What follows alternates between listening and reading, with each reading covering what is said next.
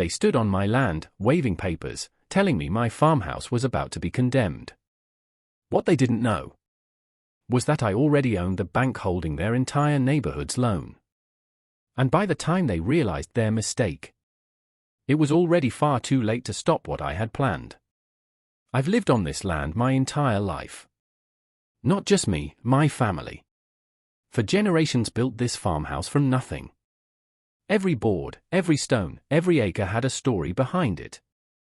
This wasn't just property. It was legacy. After retiring from the military, I came back here for one reason: peace. No noise. No chaos. Just open land, fresh air, and silence. That peace lasted exactly 2 years. Then they built the neighborhood next door. Whispering Pines Estates. Rows of identical houses. Perfect lawns. Perfect fences. Perfect people who cared a little too much about things that didn't matter. At first, they ignored me. Then they noticed me. And then, they decided I was a problem. It started small. Letters in my mailbox. Your property does not meet community aesthetic standards. I ignored them. Then came warnings. Your equipment is visible from the neighborhood. Still ignored. Then one morning, I woke up to 3 people standing at the edge of my land. That's when I met Karen. She stood there like she owned the place, clipboard in hand, 2 followers behind her like backup dancers. This property is lowering our home values, she said. I didn't even argue. I just told her one thing. You're standing on private land. She smiled. That kind of smile that tells you this isn't over. And it wasn't. Over the next few weeks, the letters got worse. Fines. Threats.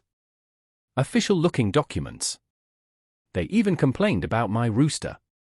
My rooster. That's when I realized something. This wasn't about rules.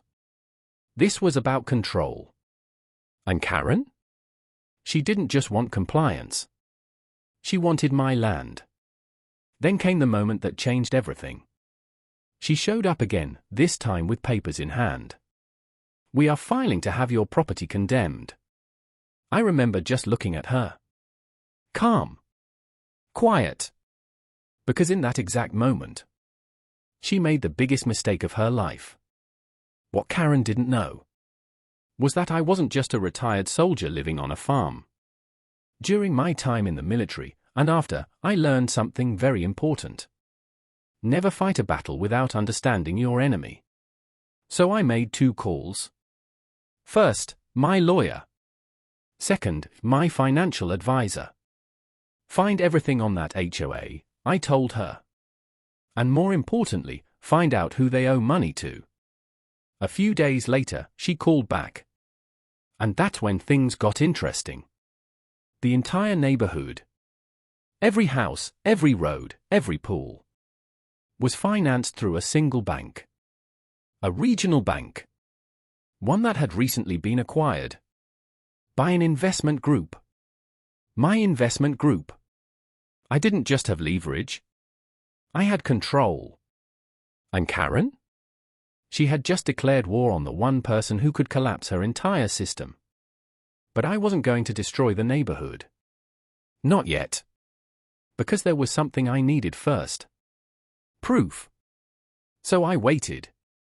And while Karen kept pushing, she didn't realize she was digging her own grave. More fines went out.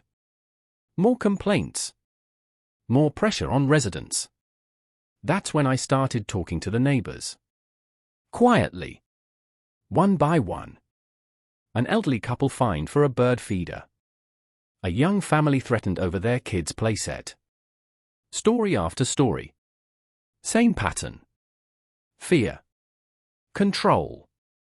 Money. And that's when the full picture became clear. Karen wasn't just enforcing rules. She was using the HOA like her personal business. Money was flowing through fines. Straight into contracts connected to her own family. It was corruption. Plain and simple. And now I had everything I needed. Then came the announcement. Karen scheduled a massive HOA meeting. She was going to present her vision. A new wellness center. On my land. That meeting was exactly what I'd been waiting for. The room was packed. Residents. Board members. Karen at the front, smiling like she'd already won. She started talking. Community growth. Property value. Future expansion. Then she showed the plans. My farmhouse. Gone. Replaced by glass buildings and a pool. That's when I stood up. The room went quiet. I asked one simple question. How are you paying for this? She froze. I kept going. Because from what I've seen, your reserves are almost empty. Now people started listening. Then others joined in. Questions. Doubts. Tension rising. Karen lost control of the room. But I still hadn't played my final card. Not yet. That came a week later. At the official HOA board meeting. The one where everything would be decided. The room was tense. Karen looked confident, but I could see it. Cracks. Then the doors opened. A woman walked in. Suit. Briefcase. Calm. She walked straight to the front and placed a letter on the table. From the bank. My bank. Karen opened it. And I watched the color drain from her face. The letter was simple. Due to financial mismanagement and legal risk, the HOA's loan was under review. Translation? If things didn't change immediately, the entire loan could be called. Every home. Every mortgage. At risk. The room exploded. People shouting. Demanding answers. Blaming Karen. And for the first time since I met her, she had nothing to say. That was the moment it ended. Not with a fight. Not with force. But with reality. She was voted out that same night. Gone. Just like that. An investigation followed.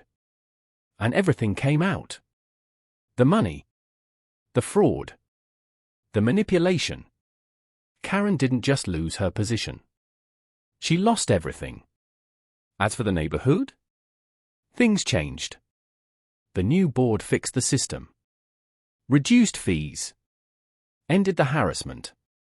And for the first time, they treated me like a neighbor. Not a problem. A few weeks later, they even came over. Helped build a small gate in the fence between us. Not to divide, but to connect. Funny how things work. They tried to erase my home. Instead, they ended up fixing their own. And me? I stayed right where I've always been. On my land. In my home. Watching the sunset. In peace.